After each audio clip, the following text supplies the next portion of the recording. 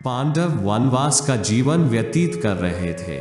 भगवान व्यास की प्रेरणा से अर्जुन अपने भाइयों की आज्ञा लेकर तपस्या करने गए। तप करके उन्होंने भगवान शंकर को प्रसन्न किया। आशुतोष ने उन्हें अपना पाशुपतास्त्र प्रदान किया। इसके अनंतर देवराज इंद्र अपने रथ में बैठाकर अर्जुन को स्वर्गलोक ले गए। इंद्र ने तथा अन्य लोकपालों ने भी अपने दिव्यास्त्र अर्जुन को दिए। उन दिव्यास्त्रों को लेकर अर्जुन ने देवताओं के शत्रु निवात कवच नामक असुरगणों पर आक्रमण कर दिया। देवता भी उन असुरों पर विजय पाने में असमर्थ रहे थे। उन असुरों के बार बार आक्रमण से देवता संत्रस्त हो रहे थे। अर्जुन ने युद्ध में असुरों को पराजित कर दिया। उनके गांडीव धनुष से छूटे बाणों की मार से व्याकुल होकर असुर भाग खड़े हुए और पाताल लोक चले गए। असुर विजयी अर्जुन जब अमरावती लौटे तब देवताओं ने बड़े उल्लास से उनका स्वागत किया। देव सभा सजाई गई। देवराज इंद्र अर्जुन को साथ लेकर अपने सिंहासन पर बैठे। गंधर्वगण वीणा बजाने लगे। स्वर्ग की श्रेष्ठतम अप्सराएं एक एक करके नृत्य करने लगी।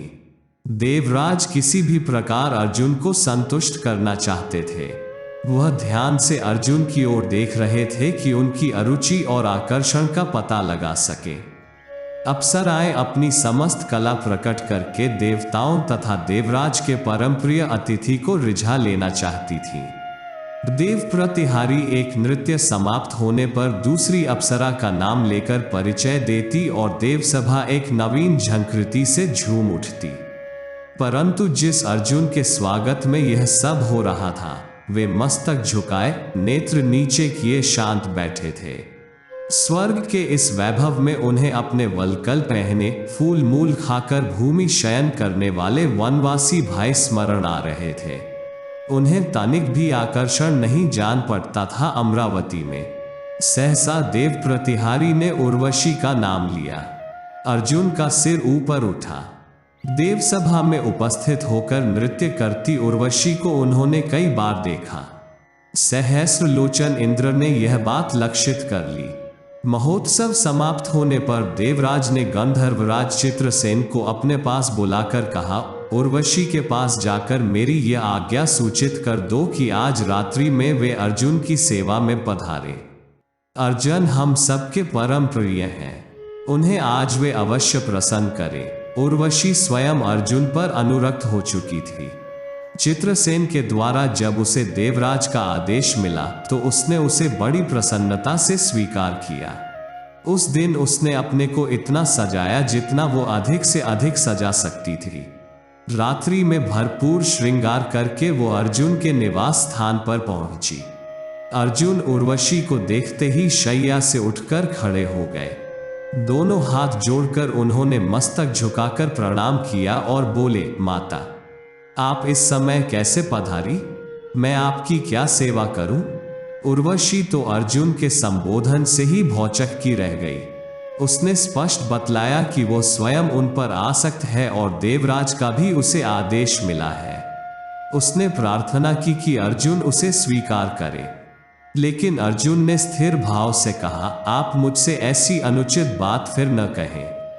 आप ही कुरुकुल की जननी हैं। यह बात मैंने ऋषियों से सुन रखी थी। आज देवसभा में जब प्रतिहारी ने आपका नाम लिया तब मुझे आपका दर्शन करने की इच्छा हुई। मैंने अपने कुल की माता समझकर अनेक बार आपके सुंदर चरणों के दर्शन किए। लगता है कि इसी से देवराज को मेरे संबंध में कुछ भ्रम हो गया। उर्वशी ने समझाया, पार्थ यह धरा नहीं है, स्वर्ग है। हम अप्सराएं न किसी की माता है, न बहन न पत्नी ही। स्वर्ग में आया हुआ प्रत्येक प्राणी अपने पुण्य के अनुसार हमारा उपभोग कर सकता है।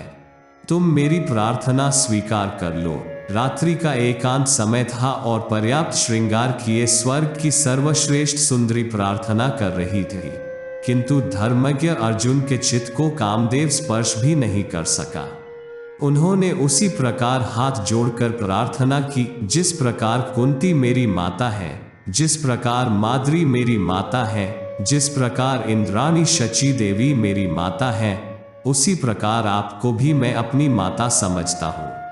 आप मुझे अपना पुत्र मानकर मुझ पर अनुग्रह करें। उर्वशी की ऐसी उपेक्षा तो कभी किसी ऋषि ने भी नहीं की थी। उसे इसमें अपने सौंदर्य का अपमान प्रतीत हुआ। उस कामातुर ने क्रोध में आकर शाप दिया, तुमने नपुंसक के समान मेरी प्रार्थना स्वीकार नहीं की, इसलिए हिजड़े बनकर स्त्रियों के बीच नाचते गाते हुए तुम्हें 1 वर्ष रहना पड़ेगा। शाप देकर उर्वशी चली गई। अर्जुन भी उसे शाप देने में समर्थ थे और उन्हें अन्यायपूर्वक शाप दिया गया था, किंतु उन्होंने उर्वशी को जाते समय भी मस्तक झुकाकर प्रणाम ही किया। प्रातः काल देवराज को सब बातें ज्ञात हुई। अर्जुन के संयम पर प्रसन्न होकर वे बोले, धनंजय, धर्म का पालन करने वाले पर कभी विपत्ति नहीं आती। यदि कोई विपत्ति आती भी है तो वो उसका मंगल ही करती है। उर्वशी का शाप तुम्हारे लिए 1 मानव वर्ष तक ही रहेगा और शाप के कारण वनवास के अंतिम अज्ञातवास वाले 1 वर्ष के समय में तुम्हें कोई पहचान नहीं सकेगा। तुम्हारे लिए यह शाप उस समय वरदान ही सिद्ध होगा। आशा करता हूं कि आपको हमारी यह वीडियो पसंद आई होगी।